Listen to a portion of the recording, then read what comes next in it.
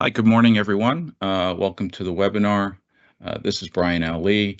We're going to get started right now with better processes equal better profits. This is part of our ongoing series with finding hidden dollars in the parts department. This is intended for parts managers, but this can benefit anybody in the dealership looking to increase profit and get better with efficiency. Speaking of efficiency, we're going to try and work through this as efficient as possible, knowing that your time is valuable. This is a rundown of the agenda. We'll be going over some best practices in the parts department. Be touching on inventory management for a little bit and recapping a couple of things that we discussed the last webinar. Have some new accessories to show you, highlighting the new Tiguan. And then want to finish up with some reminders and the current incentives going on as we close out Q2. And as always, we'll have the Q&A at the end. Just one quick note, we will be talking price a little bit as we go through this, and we'll have some pricing displayed, especially on the accessories as we go forward. And just want to make mention, any discussion of pricing is for illustrative purposes only, and we're not trying to make any attempt whatsoever to establish pricing. This is pricing for retail is always determined by the individual dealer. All lines are muted, like the way we run all of our calls here in the Northeast region, but we do always encourage questions. The last webinar we did, we had, I believe, more than 30 questions at the end, which was great. So please, we do encourage you to, any questions that you may have throughout, please pop them in the Q&A, and we will stick around at the end and make sure we answer all of them. So I'm going to go ahead and get started with parts department efficiency. And, we often talk about efficiency when we're talking about technicians producing more hours. And parts can certainly help with that, but there are also other areas in which the parts department, then the parts manager in particular, can increase efficiency, and with that, sales for both parts and labor. The parts manager, in a sense, is like a one-man pit crew, keeping everyone moving through as efficiently as possible, removing roadblocks.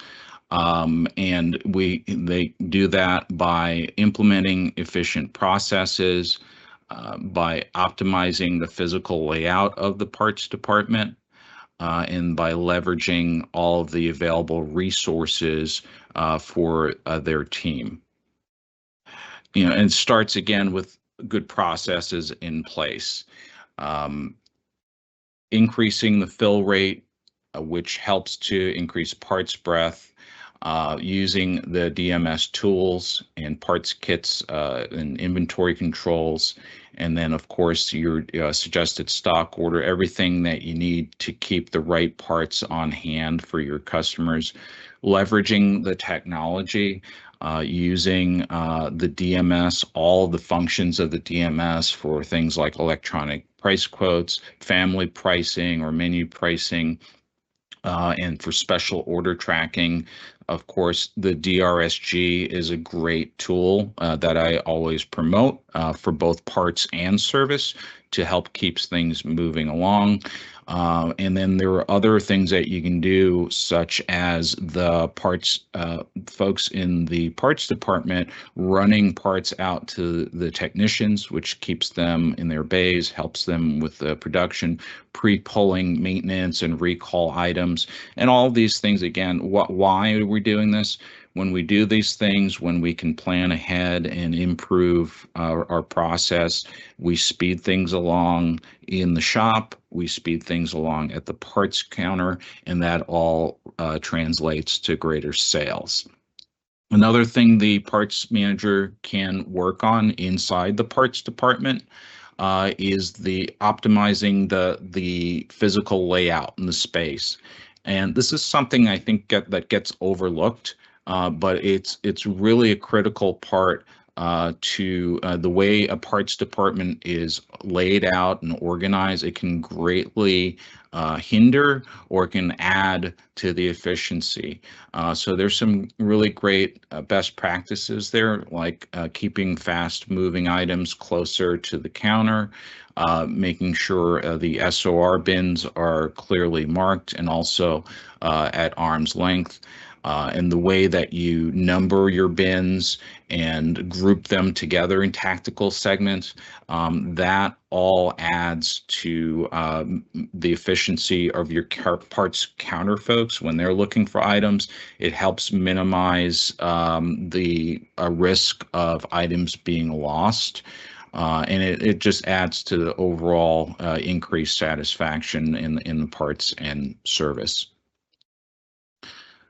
The third section here is just leveraging the available resources. And I think that this, again, is something that if it's underutilized, it's really going to slow things down.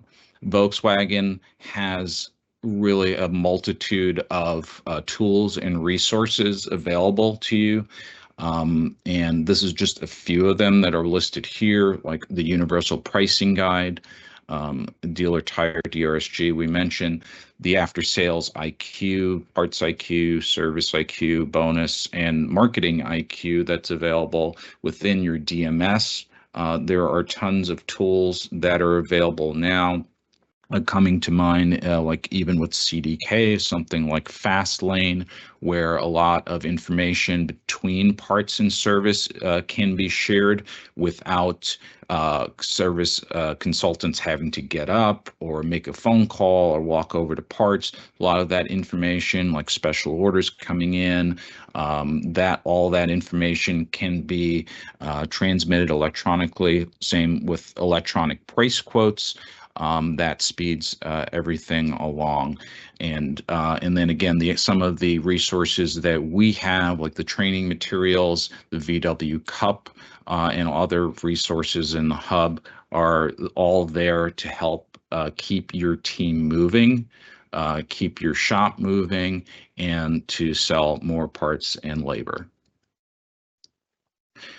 Next, I'm going to get into inventory. Now, we did cover inventory management a bit on the last webinar, and the reason why I decided to touch on it a little bit more is, again, we had a lot of great questions, and there were some things that I actually had some parts managers reach out to, and they want me to actually go a little bit deeper. So I'm going to attempt to do that here. One of the things that we talked about here when we gave out the inventory report card there was inventory depth and breadth. And one of the things that I wanted you to just conceptualize is we often talk about with the SSA and with our PPB program that we want you to increase your parts breadth. That is, we want you to increase the amount of part numbers that you're selling that's available. And when you do that, you increase your fill rate, your off-the-shelf fill rate, or in other words, your ability to satisfy a customer's needs at any given time. And one of the things I mentioned is that, well, you can do this, and the argument I often get is that when we tell folks that we want SSA increased, we get pushback sometimes that, well, we're asking you to stock more parts and more part dollars, but no, not really. What we're asking you to do is to stock more part numbers. The way you can do that, the way you can stock more part numbers without stocking more parts dollars, is by decreasing your day's supply. If you stock less of the individual items that you have, you can then use that savings, if you will, to stock more items, a larger variety of items, right? And it's an easy way to remember this, to conceptualize this, is just think about the way you do your grocery shopping and how you manage your food storage at home, right? We're balancing out our needs and our wants in some cases with limitations. And what are the limitations? The budget, right? How much you're willing to spend in a week or a month on your groceries, and then your physical space. Your refrigerator has a finite amount of space, your pantry, and so forth. So, when we go grocery shopping, we may want variety. And just like your service manager is going to want you to stock every single part under the sun, but we can't take in more than we need because we have limitations on physical space, right? And then most of us will have some sort of constraint in our budget. That is the dollar amount our inventory value can be. Right. And then they would make certain limitations, like certain considerations, like maybe if something's available at a discount, you might buy up. But most of the time, these are the things that are affecting our buying decisions. And so what do? If we're trying to increase the variety, like I said, the different items, and that's the part's breadth, we would consider stocking less of individual items in order to have a larger variety within the given space. So last time we also talked a bit about idle inventory. And idle inventory is a number of things combined. And just to review, it can be excess stock. So excess stock is just having too much days supply of a given item. Unsold special orders, aged inventory. You can fall into the damaged and some of the unsaleable stuff that really has no value whatsoever. And then that combined with some non-returnable items. So we went over this in depth last time, but I think one of the things that we missed was, okay, now what do we do with it? How do we get rid of it? We talked a lot about how you could prevent it.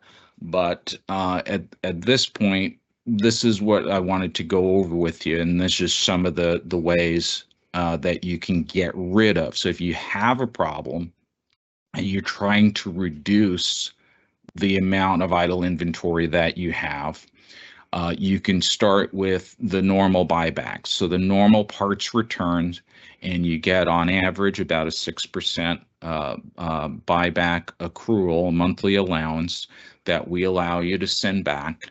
It is a use it or lose it return. So please set a monthly reminder, and you can check in Parts on Command when your window closes each month to make sure you don't lose it. You set a reminder in Outlook or Google or Apple, whatever technology you're using, and just put a calendar reminder on there. That way, if you're on vacation or if you get busy, you don't lose that. Sometimes it's, thousands and thousands of dollars on a return that you end up losing when you forget to submit. So please don't do that. You get full 100% credit on that. We also have supplemental buybacks where we allow you to return at 35 cents on a dollar. And then, of course, there's D2D, the dealer-dealer program, where you can get rid of your inventory that way. Then we start moving into some third-party solutions like eBay. And if you have a simple part store, or even if you have another online store, a lot of times those online stores have something called a garage sale or similar, and eBay has something to this effect also, where you can listing individual items can be time consuming, and if you're selling something at a discount or maybe even at cost, you may weigh out whether or not it's worth it. So with eBay, and I know with the Simple Part online store, you can actually upload an Excel file or a CSV file that has part number, description, price, the basics. And the last, I believe eBay calls it a turbo lister. And so with very minimal amount of time, you can actually just upload a bunch of your aged inventory there and post it for sale at a discount. There are also third-party obsolescence reduction companies. One of them that comes to mind is a company called DealerMine. There are a couple of others, and they specialize in buying bulk aged inventory, and you can sell a great deal of it, but it's generally sold at about 42 cents on a dollar.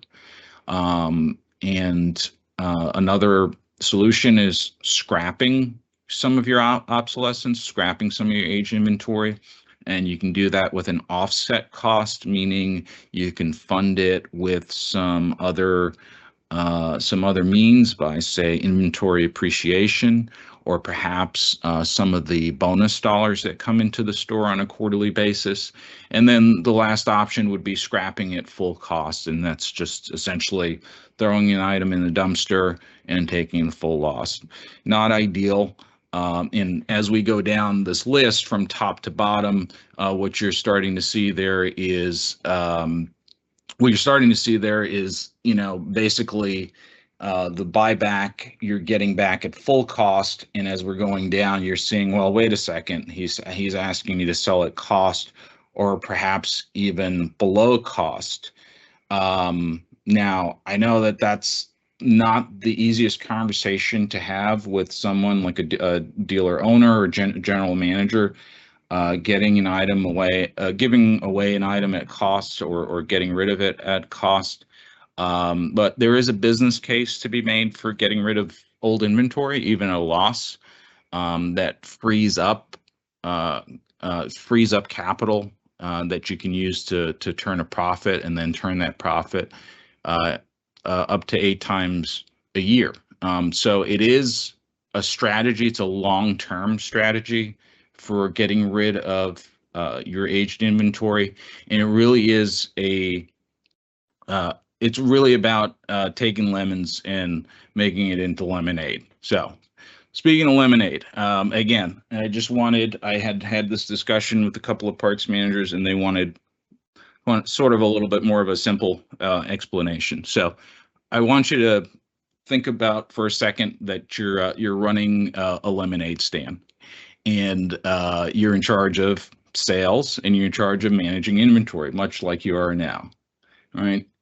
Now you start the day and you're doing fresh squeezed lemonade, and you have 10 pitchers, and each pitcher costs, let's say, $10, and each pitcher yields 10 cups. So you have 100 cups that you can potentially sell with a cost of $1. And you decide to sell it for $1.50. If you sell out all 10 pitchers, you stand to make $50 gross profit. Just keeping the numbers nice and round, just so it makes sense. But now we're stuck at the end of the day, and we got two pitchers left, right? So what do? We have 2 pitchers, $20 worth of product, all right, and it's fresh squeezed lemonade. So it's the end of the day, and there are a number of options that we have, right? And a lot of us, in many cases, we do nothing. We ignore it. We don't manage it, and we wait until it becomes a problem. And that's probably the default for many dealers right now.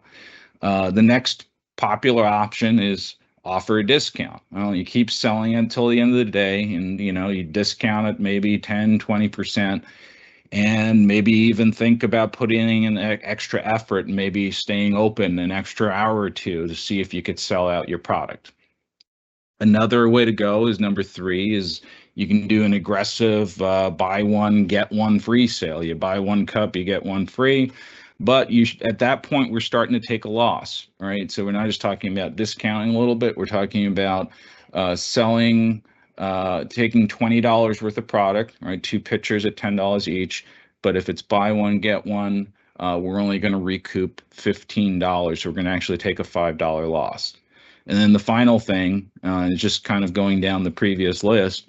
The final thing is that you just scrap it, right? Throw it out and you take the $20 loss. So of the 4, which do you think, which would you do, if you're running the lemonade stand? And obviously we're talking about parts, but we're trying to make this simple here. So in my opinion, the answer is number 3. So take the loss. Well, why not just discount it and wait? Well, we don't know what's going to happen, right? And it's the end of the day comes and you might get stuck with the two pitchers anyway. Maybe you'll sell one or two more cups and you're still going to take a loss. In my opinion, taking the $15, taking the $5 loss means that you can take that $15 and reinvest it. You can buy with that, you can buy a pitcher and a half, right? $15 more product that you can sell tomorrow and sell it for full markup. I mean, that's my opinion. That's my approach to this when it comes to aged inventory. And just to relate it back to parts, this is an example here. If you wanted to take a snapshot of this, or you will get a copy of this as well if it's something that you wanted to go over, and if you wanted to check back with me to see how this works exactly. But this is how this is the case for freeing up capital in the store, how a loss can actually become a gain. You know, and if we're talking about let's say $20,000 worth of parts that you're aggressively looking to sell down. So let's say you take one of those inventory reduction companies and they were able to blow out $20,000 worth of inventory for you for $10,000, right? 50 cents on a dollar. So that means you're taking a $10,000 loss. One benefit to the dealership is that there is that write-off, a $10,000 tax deduction. But the other side of it is just like getting that $15 of free cash to buy some more lemonade, you now have $10,000 of unfrozen capital to reinvest. You had $20,000 on the shelf doing absolutely nothing. Now you have $10,000 worth of cash in your hand. You take that $10,000 and you buy fresh, fast-moving product.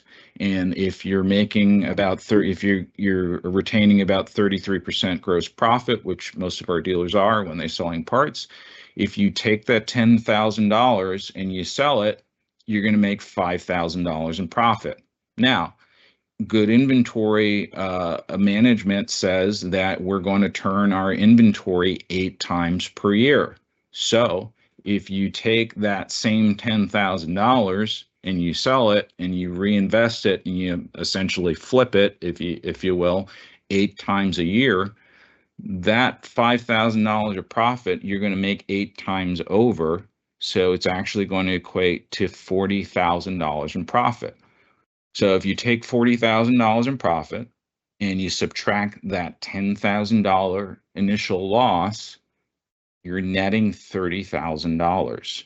So you're taking a $20,000 sell down of inventory, taking a $10,000 loss, but if you invest it right, you're actually going to turn it into $30,000 worth of profit.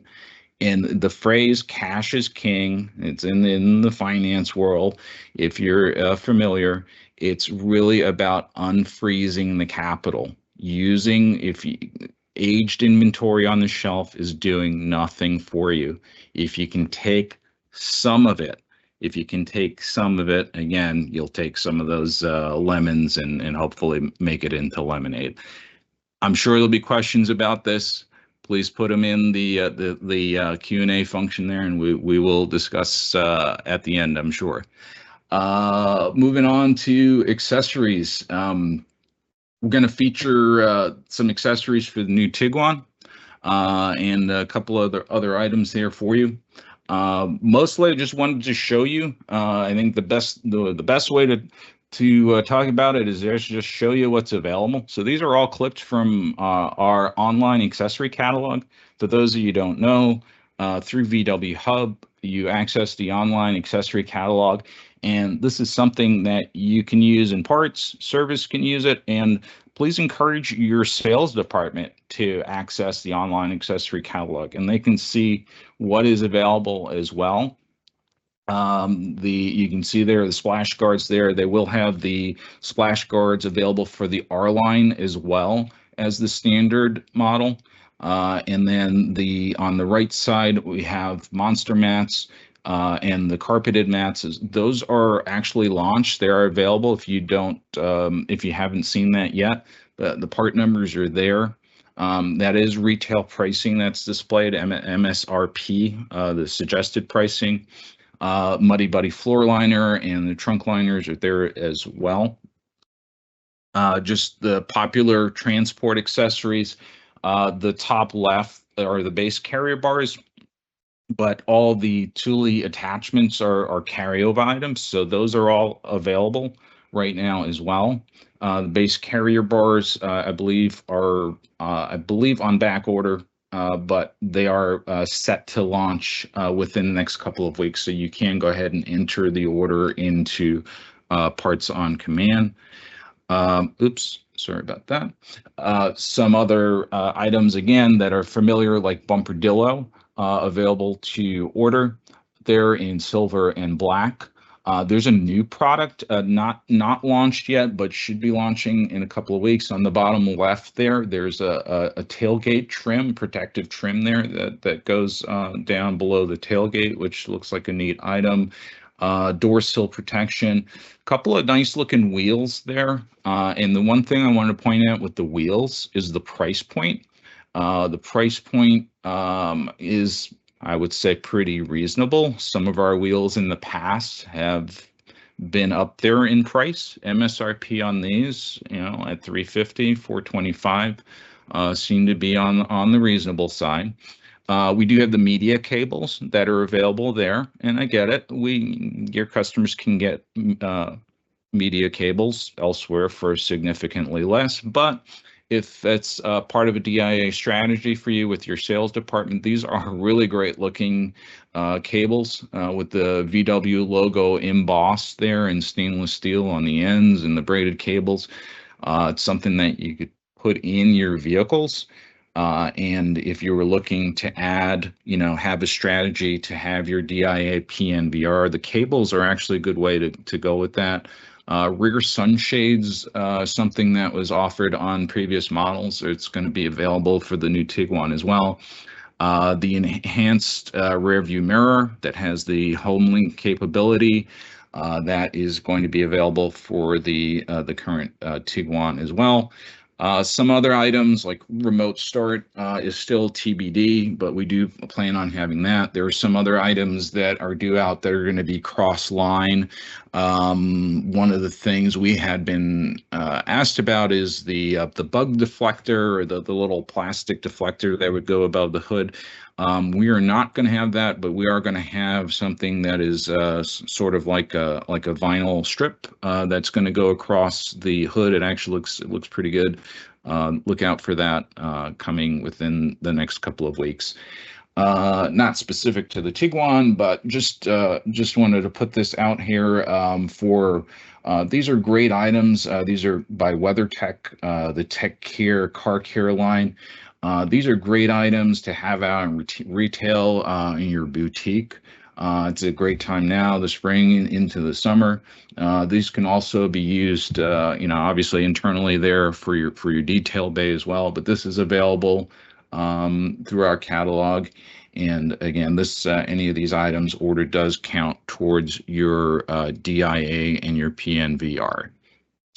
The accessory configurator. The new Tiguan's loaded in there, and a lot of great items there to show your customers. It can be on any screen, including the main screen. If you have one of those digital touch screens out in your showroom, that'll be updated as well. There are some exciting updates that are happening out there. I didn't take a look at that screen too and see some of the changes. The accessory configurator is just one of the tools I mentioned before, all the tools that we have for accessories in particular, just specifically for accessories. These are the tools that we have here available to you. And again, you'll get this full listing when I send this out to you.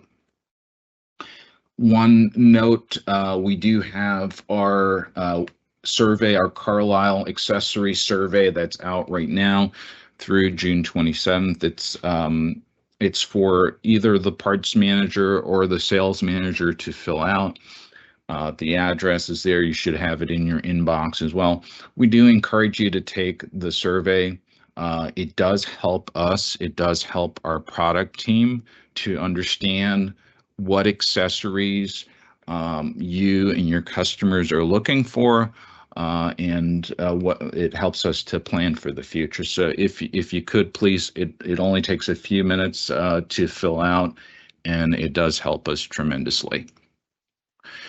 Going to finish up before Q&A with some reminders for the end of the quarter. The month and the quarter are ending just in a couple of weeks here. For our parts bonus and accessory bonus, PPB, APB, obviously your purchases are going to count and improve your performance. A couple of things to remember. I mentioned things like Muddy Buddy mats and Thule and some other items.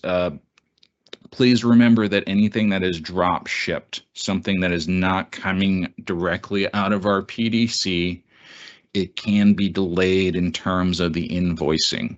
So tires, you're probably okay with for another week or so, but oil, batteries on the parts side, or on the accessory side, items like driver gear, or the WeatherTech items, please just be mindful that they may not invoice until July at this point if it hasn't been placed on order already. Speaking of batteries, we are wrapping up our incentive here. This is a really, really great incentive for battery sales performance. This has been going on since October. The tracking is available, and we are going to have some winners to go to a trip in Germany. There'll be also some other incentive prizes as well for the third period going up. But that's wrapping up soon. We do have our flash sale for buy three, get one. Normally this is an April and October event only, but we did announce the flash. It's out there now. We are promoting it nationally, but please do take a look on the Dealer Tire, your VW Tire store, the Dealer Tire site, for web banners and ways that you can help promote it yourself. This is a big driver of our business. Our tire unit sales are down about 10% year over year. So this is just an important little way for us to re-energize the tire business. It does help drive everything else that we do inside the dealership for parts and service. Another great incentive that's out is was just announced, the Pirelli incentive to win a trip to see the F1 race out in Mexico City. It's a big prize, so there'll be a limited amount of winners, but you can track this and all of the other dealer tire incentives like the VW Tire Pro. There's also the Nashville Grand Prix Music City incentive going on as well. Right on the homepage in the Dealer Tire VW Tire store there, you can track all of the incentives that are currently going on there. Just a reminder that we do have our driver gear accessory trailer that we've completely revamped and reskinned and relaunched here. We've had a dealer use it already this season, but it is available for use for you to sell driver gear out at in an event, if you're doing a car show, if you're doing some kind of a customer appreciation event there at your store. There's some specifications there. If you are interested in using it, we do not charge for it. We do ask you that you make a little bit of an investment in driver gear to help us help yourself along, but it is a great way to help promote driver gear and accessories in your brand, and it's fun for the customers. There's a little window there. You can't really see it that well, but there's a window on the side there that you can sell out of, and if you wanted to give away a few items, you can give away items, but also sell driver gear items right out of there as well.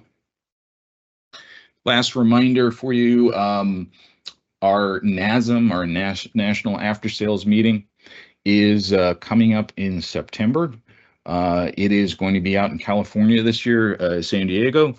Registration should be opening up within a couple of weeks. You'll see an invitation to register. It's open for parts managers, service managers, general managers, and above. And we do encourage you to come and participate. It's always a great experience for parts and service managers to be out there. There are breakout sessions where you get to learn and deep dive into some of the things that can be helpful for running your store. You get to hear about new product and new incentives coming out, for the remainder of the year and into next year. So if you have an ability to join us, we'll be looking forward to seeing you there in a couple of months. With that, I'm going to turn it over to some Q&A.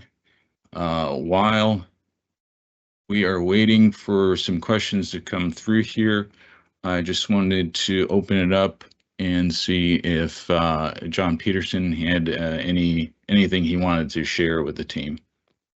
Hey, thanks, Brian. Appreciate that. So, folks, we sincerely appreciate you taking time out of your day in which to do this, and our goal is to obviously add value to your operation. So I think Brian's done a great job of sharing, how processes are vitally important inside of a dealership.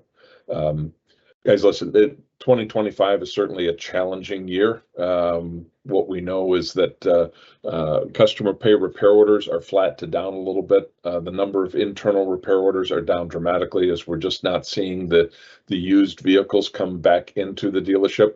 And so what we make sure to do is, what are we doing to attract, maximize, and retain customers at the dealership? So from an attraction standpoint, certainly there's after sales marketing and things of that nature. And then maximize, once the vehicle's in the store, what are you doing to make sure that the customer is greeted promptly? We're looking them in the eye, doing a thorough walk around with that customer, sticking tires, showing where the tread depth is at. If it's in great shape, that's something that needs to be communicated as well. If not, then certainly there's the opportunity. The two biggest reasons for defections for customers leaving the franchise dealership repair experience, number one is the vehicle goes out of warranty, and number two is the dealer doesn't sell or promote tires. So please make sure that we're maximizing that opportunity when the customers are in there, and then retaining is absolutely crucial from the standpoint of service market share and just overall getting the customer back in and hopefully becoming a key tosser. So please make sure we're doing everything we can to maximize. You're going to see us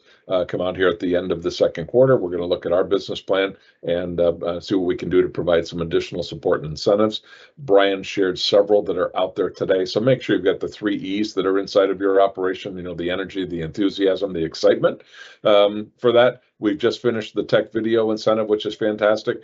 We've got the service consultant incentive that is finishing the end of this month. So again, making sure that we do everything when we're greeting those customers and making sure they're satisfied all the way through the experience. And we'd love to hear from you, anything that you would like to see that we could do from an incentive standpoint with parts consultants and parts people. So please share that information with us. I've been at a few area meetings recently. I've asked that, and unfortunately, we haven't been able to come up with anything we can do at the region level, but I would love to hear your thoughts and feedback on it. And that certainly, we could do that in addition to the national events that are out there. So with that, Brian, I think there's a couple of questions. I'm thinking, are you able to see them, or you need me to read them for you? Yeah, I can see them here. Thanks, John. Yep. First up, Tyler's asking, can we change parts that once are obsolete, part automatically becomes D2D eligible, help us help each other? I think the question is a part that becomes obsolete. So I was talking about obsolescence within the dealership, but I believe Tyler means a truly obsolete part in as far as the status in parts on command, which is at AKO status. I believe the answer is just a quick no. Once we switch a part off, so to speak, as not being available any longer, I don't believe there's any possibility that we could arrange D2D at that point. I do get the point that it could help you and also potentially a customer out there that's not at your store get something that Volkswagen's no longer going to supply. But I can take that back, see if that's something that can be looked into.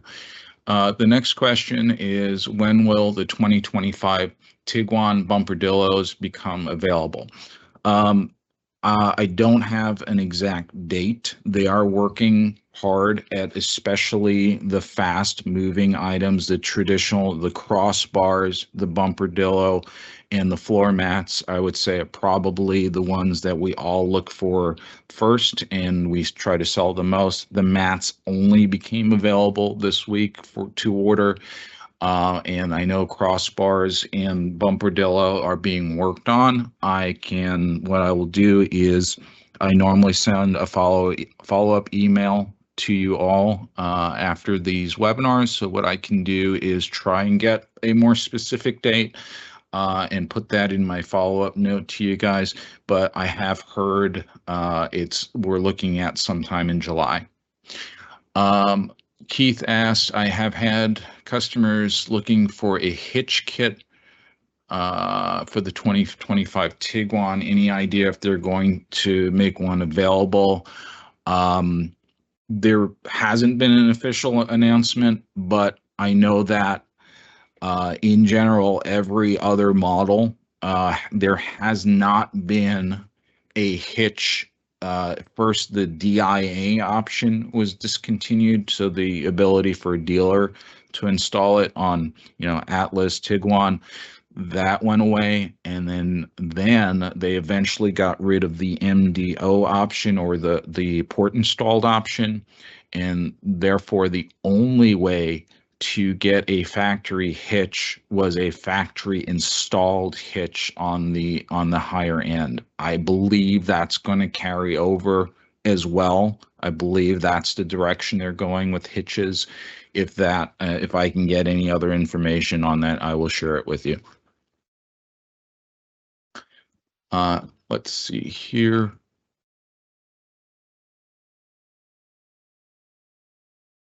Just looking through some new questions here. Just one moment.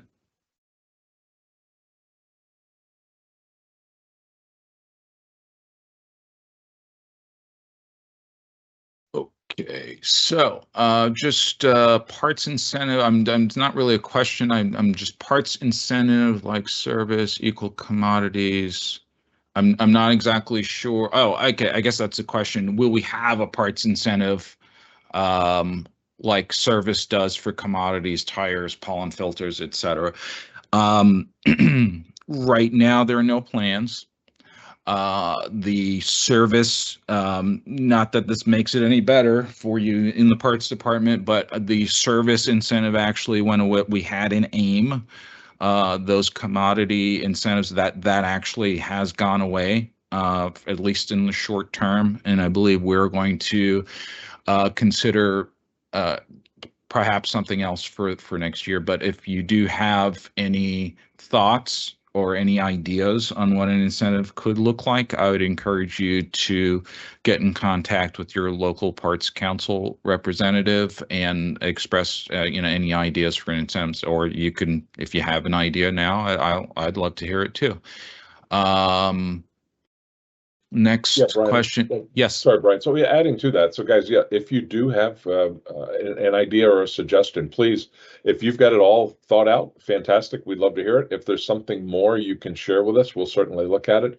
If it's if you want to put something together where you say, listen, it's difficult for us. You've got 3 parts counter people, and for whatever reason, it's difficult in which to determine who sells which commodity it may be, and you want to do something at a dealership-wide level that says we're going to increase tire sales 15%, or we're going to do something with all 6 commodities. Listen, we're up for ideas, and we want to make sure that we're, again, putting the 3 E's back in the business, having some fun, recognizing people for attaining an objective, and helping customers along the way. So please send in any thought that you have, as if it's just a concept, or all the way through to this is what we're doing, and we'd like to see if Volkswagen would be interested in participating as well. And so we'll look at all submissions. So please do so. Back to you, Brian. Sure. Not a question, but a comment. I would love a class like this for the after sales bonus dashboard for parts performance. That's a great idea. And I think probably will work that into my next webinar. Thank you. I don't see any other questions right now. Anything? Oh, wait, sorry. There's two. Let's see here. While you're looking, Brian, what I will share is, folks, Yep. This morning I received an email from John Meredith, and the service and parts manager incentive trip for spring of 2026 has been approved. And so the planning details are starting on it at this point in time. So pretty excited about that. As you know, 2 years ago it was Costa Rica. Last year was St. Thomas. We don't know the location for this year, but we do know that it appears that the funding has been approved, and now the development of what the KPIs or what the criteria will be is in development. I assume it'll be similar to last year, but possibly some changes. And then obviously, where's the venue going to be? So pretty excited to know that even though we're off with regard to not hitting our objectives and where we need to be, that we're still trying to make sure that we're putting again some support into the retail operation and recognizing service and parts managers that do go above and beyond and obtain. So it's great stuff. Next is, again, just kind of a follow-up comment to what we were talking about with the potential parts incentive, just mentioning a current incentive for service, and then the fact that there is a wholesale email capture incentive at $1 per email. Yeah, and that's been like that for a while, and I think, perhaps there is definitely a need to put something else out there. Let's see here. How about instead of a trip, you give back to area parts managers, split the money up, and hand out cash? So go ahead, John. It's an interesting concept. I know that's not something. I'm just going to be very, very transparent with you. That's not something that is being considered. It truly will be that. Listen, the idea behind Next Gen VW was as well as that you could receive quote cash for that. You can get a Visa gift card or whatever it may be, or something else, whether it was an experience or whether it's some type of a something that you see and can use the points toward a gas grill or a bicycle or something of that nature. So the intent has been, let's make sure we can get people together, celebrate, recognize, have some fun, do some fishing, lounge on the beach, enjoy some cocktails and fellowship, at dinner and things of that nature, versus just handing cash back out to people. So I understand the request, but I think overwhelmingly it has been more toward let's get people together and have that celebration there, where hopefully it's a little bit more bang for the buck, so to speak, than just handing the cash back out. Because I think, folks, once we were to quote hand the cash back to people, you probably wouldn't.